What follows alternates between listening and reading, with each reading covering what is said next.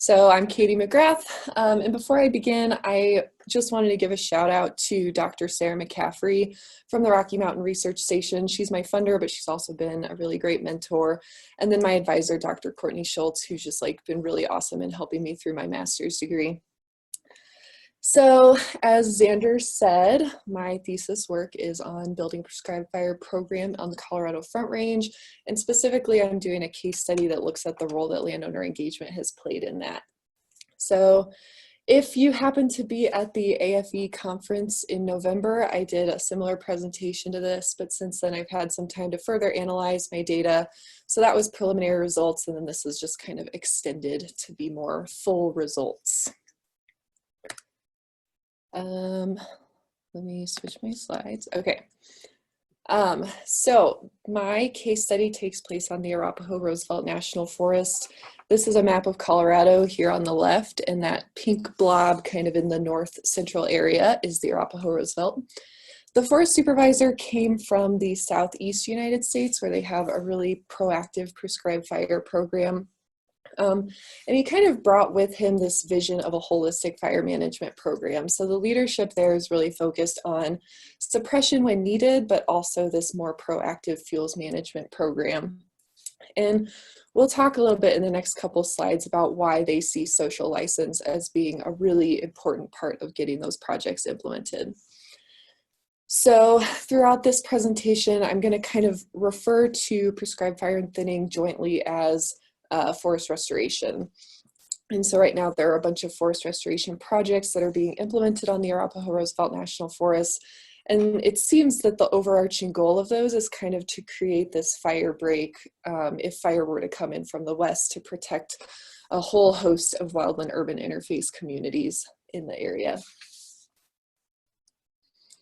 So more specifically, my case study is on this project, which is the Magic Feather Collaborative project. So this map here shows about 6,000 acres of prescribed fire and thinning that are planned in this area. So this is just north of Fort Collins, Colorado. The purpose and need for the Magic Feather project includes forest restoration, increasing resiliency to fire, and then mitigating uncharacteristic wildfire. And what's important to note about this map, so the thick purple line is the project boundary, and within that project boundary, there's a lot of intermixed ownership. So the white areas are private land, and then the green is public land. So you can see how just even within this boundary, there would be a lot of need for social license. And then outside of the boundary there on the left, oh, I guess I can point. This is Red Feather Lakes, which is a pretty large mountain community that's right next to the project boundary. And there are also two additional mountain communities that are pretty extensive that aren't pictured on this map. And so because there's so much boundary crossing, that has increased the need for social license, but also for collaboration. So a couple of the collaborative efforts that I want to highlight really quick. One is the Northern Colorado Fireshed Collaboration. This is a big group of academics from Colorado State University, government employees at state, local, federal level, and then several nonprofit groups that are all kind of coming together to share their science and share resources and try to ultimately get more prescribed fire on the ground. In addition, the U.S. Forest Service and the Natural Resources Conservation Service applied to and received a Joint Chiefs Landscape Restoration Grant for this project, which basically gives them a big lump of money over a set number of years to get this done. So my objectives for this presentation: first, I'm going to identify outreach strategies that have been used by agencies and their partners to meet their goals. And then kind of building off of that, I'm going to identify what those goals actually were. I'm going to identify from both sides, so the giving and receiving ends of outreach, any challenges, perceptions, and outcomes associated with the techniques that have been used. And then I'm going to use those lessons learned to give recommendations for future outreach efforts, both on this project, but then also on a broader scale. So if anyone else is interested in creating similar projects or programs, hopefully they would be able to use some of these recommendations as well. So I wanted to start by addressing this idea that Smokey Bear has kind of preconditioned the public to disapprove of fire on any landscape in any form for any reason. There have been a couple of studies that have shown that this isn't necessarily true, and people are generally pretty receptive to the idea that fire plays a role in a natural ecosystem. Now, this doesn't always necessarily mean that they're okay with it happening in their backyard per se, but generally they're pretty open to the idea of learning about it. And because people expect this backlash, that actually influences the way that they do their outreach. And so some outreach recommendations from existing literature recommend that outreach should be interactive and population specific, and it should aim to promote neighbor-to-neighbor sharing where possible. And we talk about that in the context of model landowners. So that would be, if you target those people who are really actively involved and really supportive in the community, hopefully through them, you could kind of create this ripple effect and reach people that you maybe wouldn't otherwise be able to reach. And then acknowledging that learning is a process and not just a one-time thing. So people are going to utilize different types of information from different resources at different phases in their learning process as they learn about a topic. So getting back into my study, my methods were qualitative. So I conducted 24 semi-structured interviews over the course of last summer and fall 2019. So 8 of these were with outreach providers. So these are people like the Forest Service, the Natural Resource Conservation Service, a couple of nonprofits, and a local volunteer fire department. And I purposely did a smaller group of these because these were mostly to see what's been done and what the goals were. And then our larger group was with the people on the receiving end of outreach, mostly landowners, and then also some community members who are just really actively involved and interested. And we really wanted to see how the outreach is being perceived and what the recipients feel is working. So now I'm going to be getting into some of my results. So the first thing that I wanted to address is what the goals of outreach were. So for the outreach providers, their biggest goal tended to be acceptance and that social license. So this was kind of targeted at anyone and everyone in the community. And the goal of this was just that people would understand what's going on, understand why it's happening, and be okay with it happening near where they live. And then once that kind of trust and groundwork and understanding was laid, then they would move into this next goal of actually convincing private landowners to implement on their land. This was usually targeted at larger landowners and then the landowners that were within that purple project boundary we saw earlier. And then this third one definitely seemed like less of a priority, but it was mentioned by several of the outreach providers, so I did think it was important to mention. And that's that eventually landowners would be the ones seeking information first. So most of the providers had this perception that they were always the ones reaching out, and their goal would eventually be that there would be enough of an understanding in the community that people would come to them for information. And then on the receiving end, by and large, the biggest goal that I saw from the outreach recipients was they wanted to have information and capacity for home protection. So there was a wildfire in 2012 called the High Park Fire that narrowly missed this community. And so there seems to be a really heightened sense of risk in that community. And so most of the people got involved with outreach initially because they were really interested in protecting their home. And then once they realized that there were these other ecosystem health benefits, that became a secondary goal for them. And a quote that I thought really summarized this well, this landowner said, "NRCS is pushing the historic stuff, and if we can do that and keep the forest healthy, that's great, but it's not just about keeping the forest healthy." So that kind of shows that, they do want that ecosystem health benefit, but it doesn't tend to be their number one goal, at least not initially. So then moving into what outreach has been used. So the most effective techniques that were identified by both the outreach providers and the outreach recipients were this one-on-one communication, home visits, and then community charrettes and tours. So both the givers and receivers seem to think that these were the most effective in meeting their goals.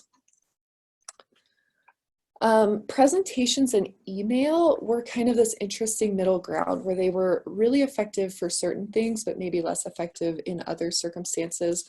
So presentations usually took place at community events. And so people would show up maybe at a homeowners association meeting that they would have been at anyway, and then they would watch this presentation. And that seemed to be a really good way to reach people initially. And then, so my interviews were about an hour long, and throughout those interviews, usually people would spend most of the time talking about this really great community tour they went on, or you know, someone coming to their house and giving this really great one-on-one communication. But then at the end of the interview, when I actually asked how they prefer to receive their outreach, generally people said that they prefer email. And so that kind of brings back that learning process idea, which is that when they're really in the thick of learning about something, they really need that question and answer and that conversation. But then afterwards, they're kind of okay with just being kept up to date with email notifications. And then the least effective forms of outreach that were identified were social media, and then what I call traditional outreach, which is things like press releases in the newspaper and community meetings. Social media was an interesting one because a lot of the outreach providers mentioned this as a way that they reached out to people, but most of the outreach recipients that I talked to didn't identify this as a way that they remembered getting outreach. Both the outreach providers and recipients agreed that the newspaper and community meeting type outreach seemed to be less effective for meeting their goals. So some themes that I noticed in the most beneficial outreach. First is this idea of relationship building. So the recipients that I talked to seemed to really appreciate having a reliable expert on hand. A lot of them could identify their outreach provider by their first name, even if they couldn't remember what organization they were with. And they felt that having someone that they perceived as an expert, it helped them make their decisions. And then on the outreach providing end, when I asked them what advice they would give to people who are going to start a program of their own, most of the outreach providers really stress patience and values. So having patience with that learning process, and then recognizing that their target audience has their own values and respecting those values. And then both sides emphasize the importance of following up and then not preaching. So that basically means kind of keeping that conversational component in there and not just having one person in the front of the room saying this is how it's going to be. Another component of some of the most beneficial outreach was visuals and this idea of seeing is believing. So several of the landowners that I interviewed who had ended up actually implementing forest restoration work on their land mentioned that they probably wouldn't have done it if they hadn't seen maybe a neighbor or an area nearby that had had a success story. Photographs, so either historical photographs, maybe showing tree density 100 years ago versus now, or photographs like these on the right-hand side. So this top image is before a burn and then the results after a prescribed burn. And then seeing the phases of fire or thinning and then their recovery. So some of the tours would be, maybe they would take them to a location that was being planned for a fire and then one that had just been burned and then a spot that was maybe 2 years later, and seeing that recovery process was really influential to people. And here's a quote that I thought just perfectly encapsulated both of these ideas. So this person said, "The biggest thing was to see the adjacent property as it finished up with the thinning. That was a big part of it. And then getting to meet with the outreach provider, somebody that cared about what we thought. He didn't just say, we're the experts and you don't have an opinion. He went out of his way to help us contribute to the process and listen to our concerns."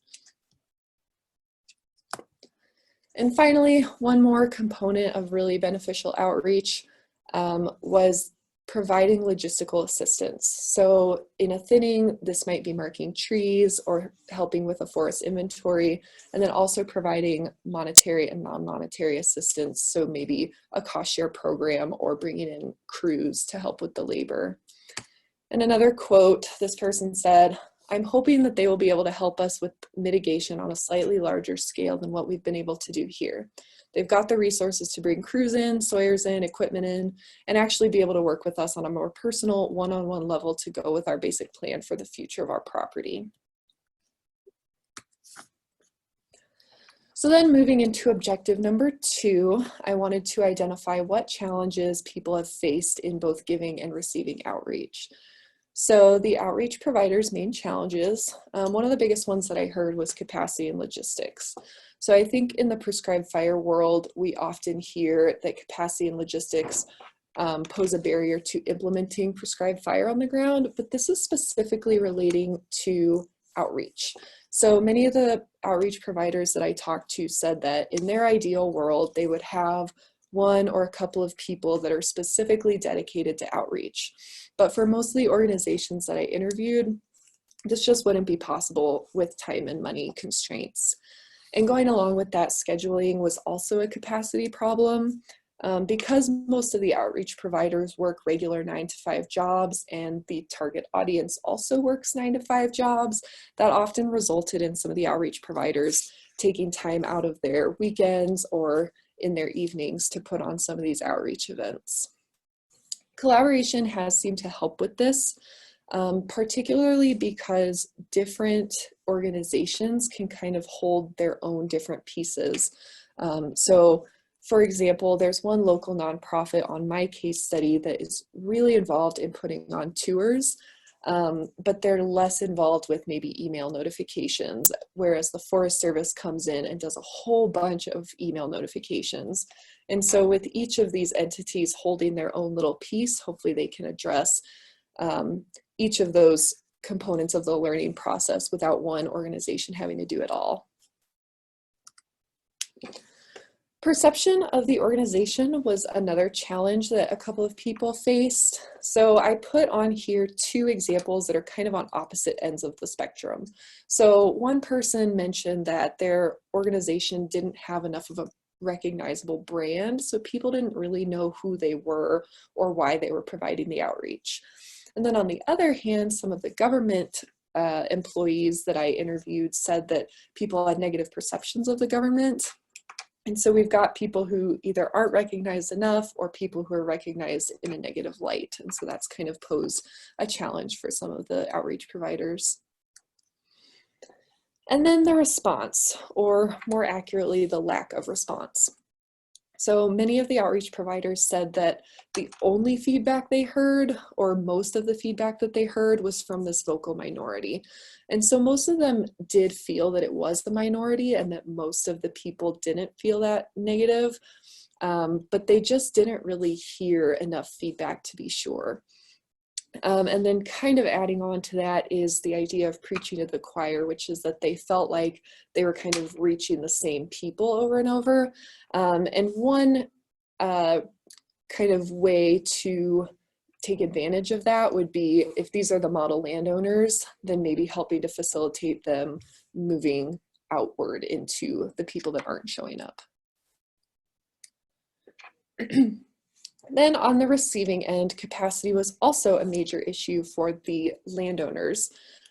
So a lot of them did not have the money or the physical ability to implement forest restoration work.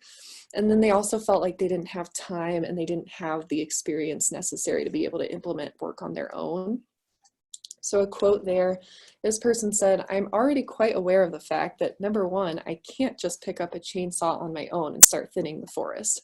So to try to arrange for friends to come or a partner to help me out or to pay someone to come do it has been very difficult." Additionally, doing research on their own has posed a problem. So a lot of these people felt that while they were talking to their main contact person or while they were at an event, they felt like they had all their questions answered really well. But then when they moved on to actually trying to do research on their own, they just didn't feel like they could find what they were looking for. And another quote, this person says, "I would love to go to meetings and learn about things. We're still somewhat isolated. If our outreach provider doesn't tell us about an opportunity, or if somebody else doesn't tell us about an opportunity, I don't know where to find other opportunities." And finally, several of the people mentioned having a mismatch in goals. So for some people, this would be as simple as language. So like that person that I quoted at the beginning who said NRCS is really emphasizing the historic stuff and we just want our home to be protected. Probably the methods to meeting both of those goals are largely the same, but because the outreach provider wasn't using the language that that landowner knew, they felt like there was a mismatch in goals. And then some of the landowners also felt that there wasn't enough flexibility in implementation, so they kind of felt like they had to do exactly what the outreach provider said in order to maybe get funding or to get the help with the implementation. And I think some of that probably has to do with grant requirements, but they felt a lot better when they felt like they had more of a say in what kind of implementation was happening on their property. So now I'm going to look at the outcomes. So from the providing end, these were the 3 goals that I had identified at the beginning. So the first goal was gaining acceptance or social license. And for the most part, the outreach providers felt that they had a very positive response. So several of them mentioned that it was probably too early in the process to give a solid answer, but at this point they felt really good about what was going on. So most of them acknowledged that yes, there was a vocal minority, but again, they felt that that was a minority. And for the most part, they felt like they were able to change perceptions and build trust with the people that they were contacting. So here's a quote. This person said, "People are smart and most people get it and they want to do right by their land. Once you explain it to them, either they already knew it or you're able to show it." So again, they really felt like people were very receptive to the outreach. And then the second goal of implementing forest restoration work on private land, this was happening on multiple properties. So I talked to several people that were either in the planning phases or had already implemented prescribed fire and thinning. I did want to note that when it came to private land, thinning was much more common. And for some people, they said that the outreach provider had not even mentioned prescribed fire on their land. And so it seems like maybe that's the second step. So they want to build the trust and build the relationship through thinning and then maybe introduce those riskier concepts later. For those people who were not doing prescribed burning on their land, at the end we would ask them if they would ever consider prescribed fire on their land, and most of them said that they would consider it. They didn't give a solid yes or no. Obviously most of them would have some questions first, but they did seem pretty receptive to the idea of it. They didn't seem to totally turn it down right away. And then that third goal of landowners seeking information first, there were several landowners that initiated contact, and it did seem like this might have been a perception thing because some of the landowners felt like they did more of the initiation and some of the outreach providers felt like they did more of the initiation. So I think it really just depends on how with that specific person the contact was initiated. So these were the 3 goals that they had identified, but then in addition to these 3 goals, there were also some additional beneficial outcomes. One person said that he felt the community was more fire adapted after this outreach program, and that could be because they're getting more forest restoration work implemented on the ground, but it could also be because the landowners in the area are willing to be more engaged and they are more proactive in that. And then another person noted that his content in his presentations has largely shifted from why they're doing forest restoration to how it's actually implemented. And so that kind of shows that the community is as a whole becoming more informed about this process. And then on the receiving end, these were the 2 goals that I identified for the outreach recipients. So that first goal was information capacity for home protection. And as a result of the outreach, people expressed that they felt more safe and secure in their homes. They felt like they were being better, more responsible community members and that they could share accurate information if they got questions from their neighbors.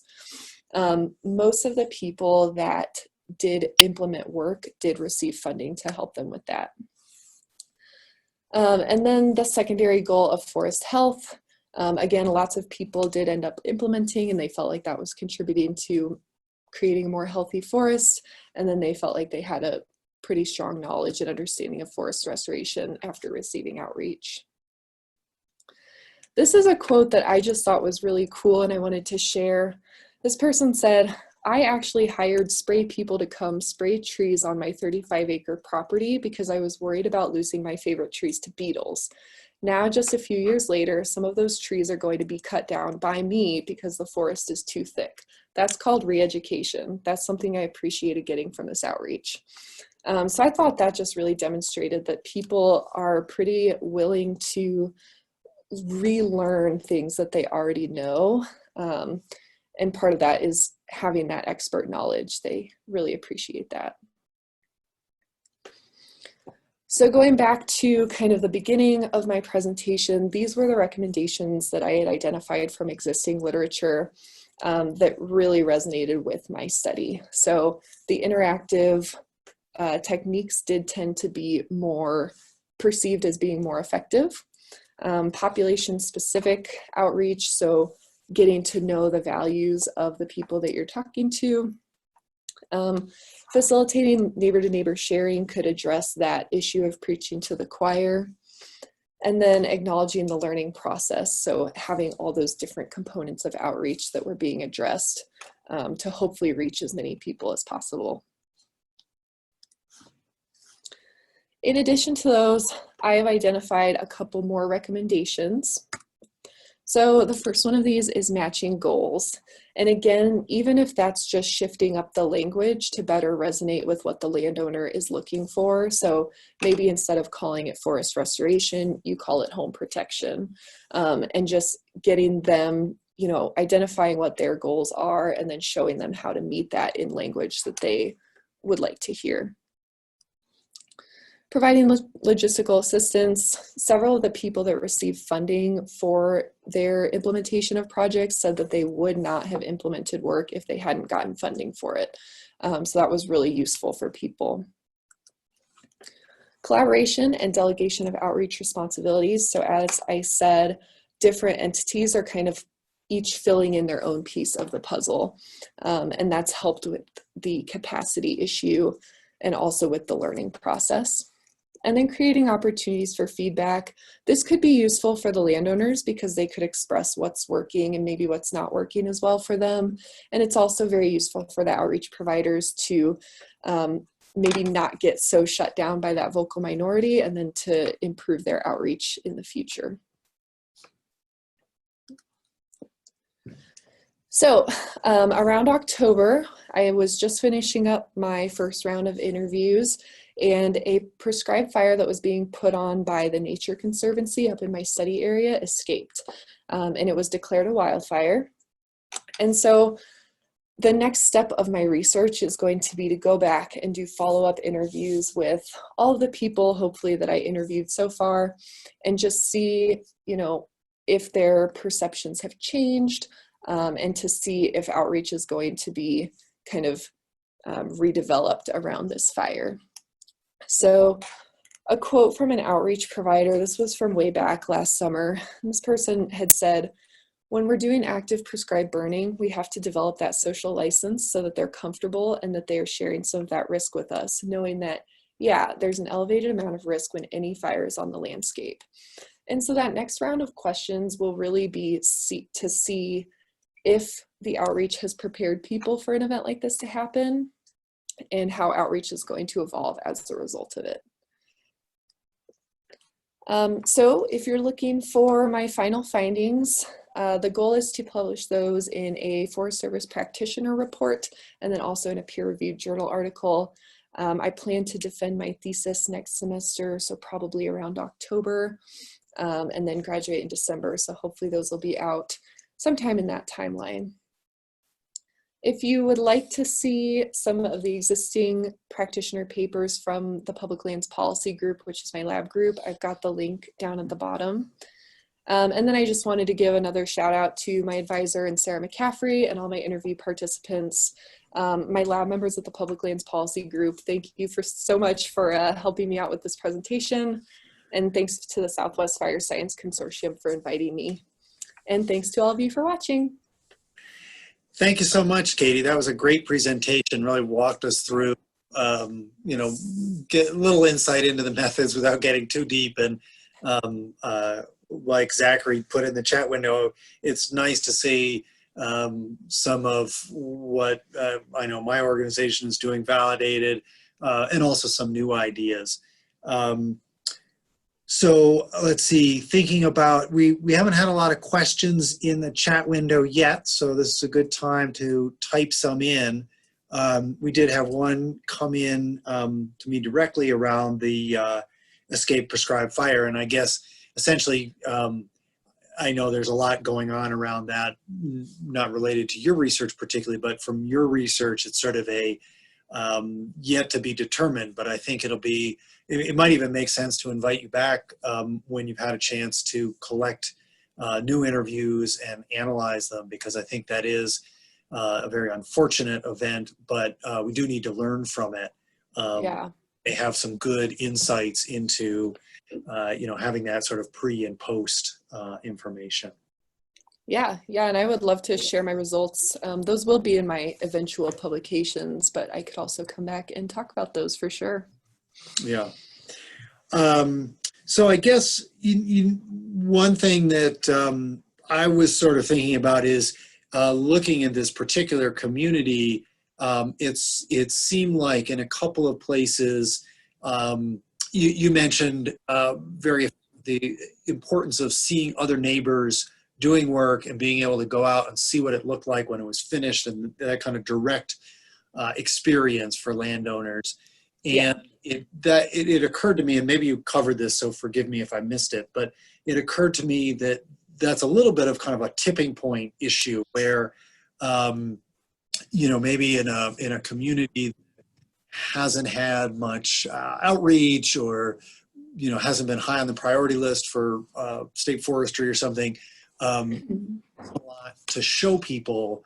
But in this community, you sort of move farther along, and so you maybe have tipped over into a place where there are lots of treatments people can see, and the kind of snowball effect. I don't know if that resonates at all. I'm not sure what the question is here, but maybe I guess the question is, did you see that, or do you expect that might actually be the case in other areas? So are you asking if other areas haven't had the opportunity to see, or if in other areas they might not appreciate seeing it? Yeah, I guess I'm asking what you think that this idea that once you get started and get a few properties treated, maybe the rate can speed up a little bit, and maybe the first couple are the hardest.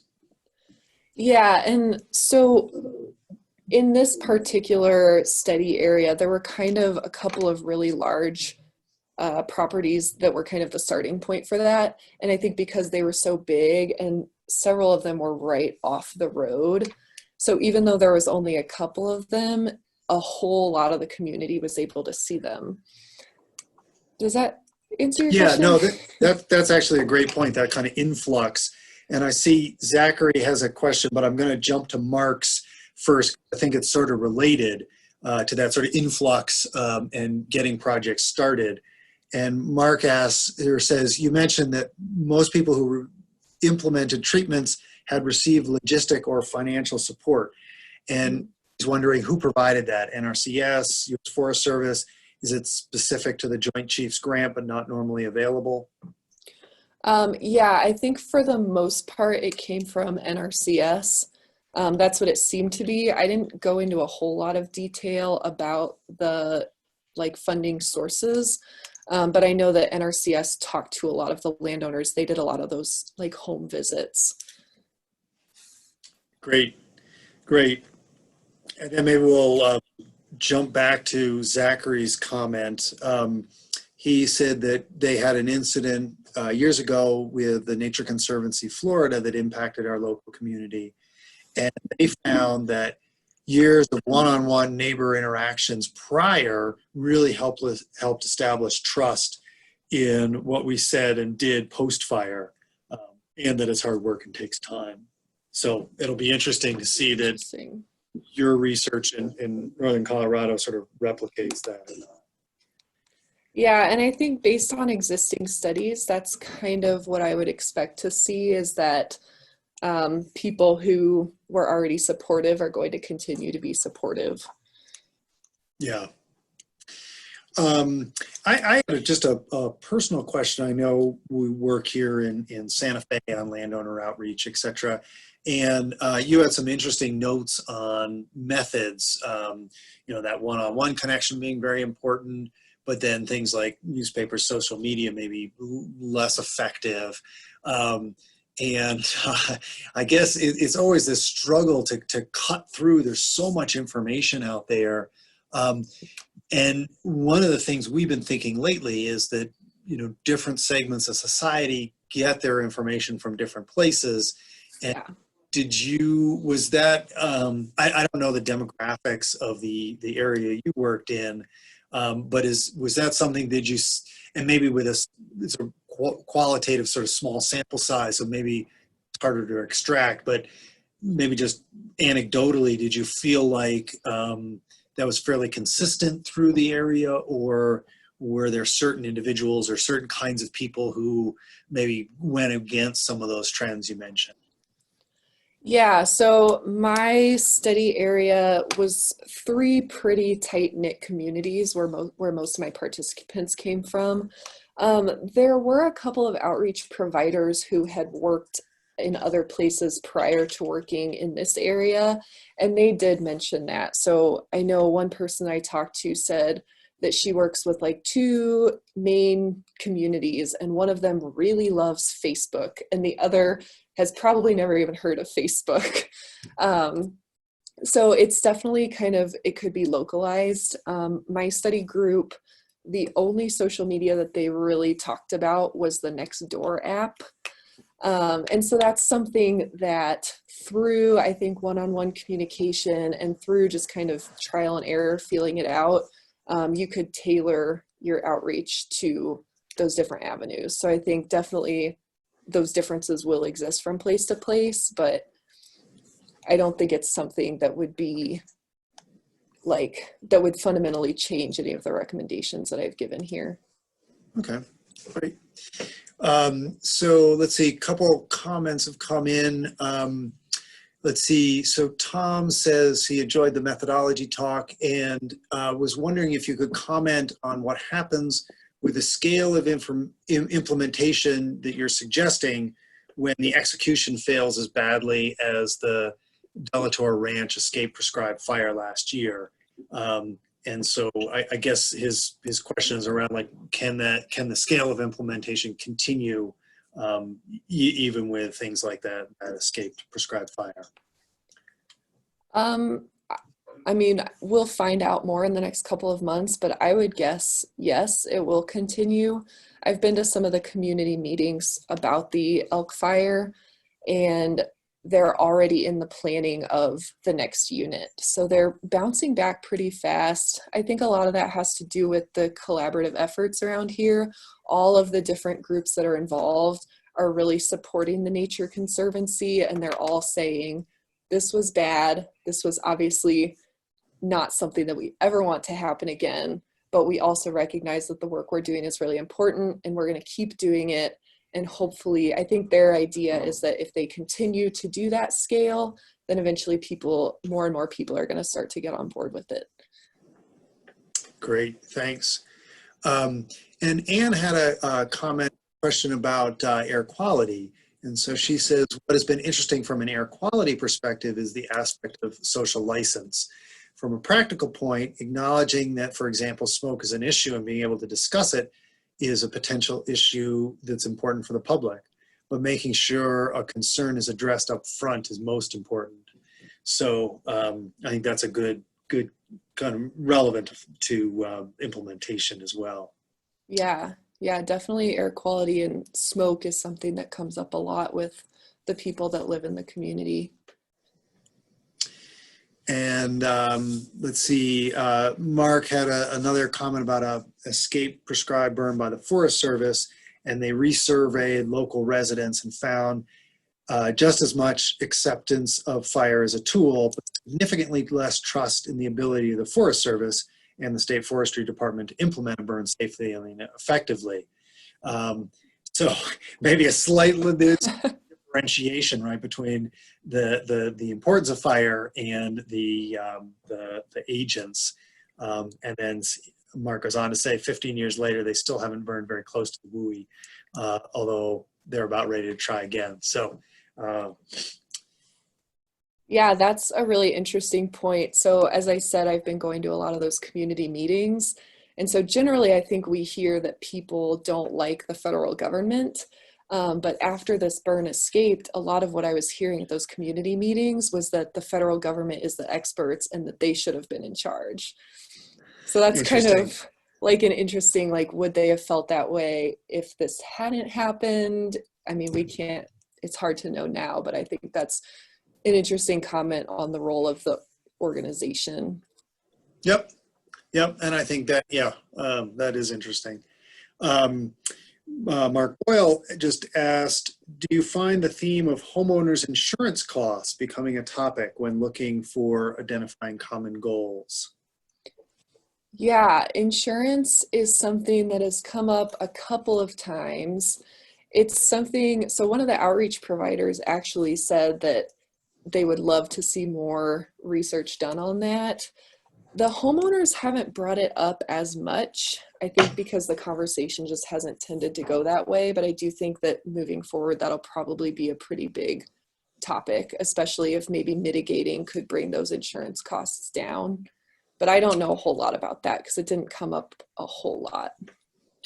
Yeah, and I think that's something that's changing very rapidly. I know in a couple of areas where we were that last year's fires in California are changing the insurance picture constantly with people their insurance turned down or not renewed. So we may see that maybe for a future PhD research.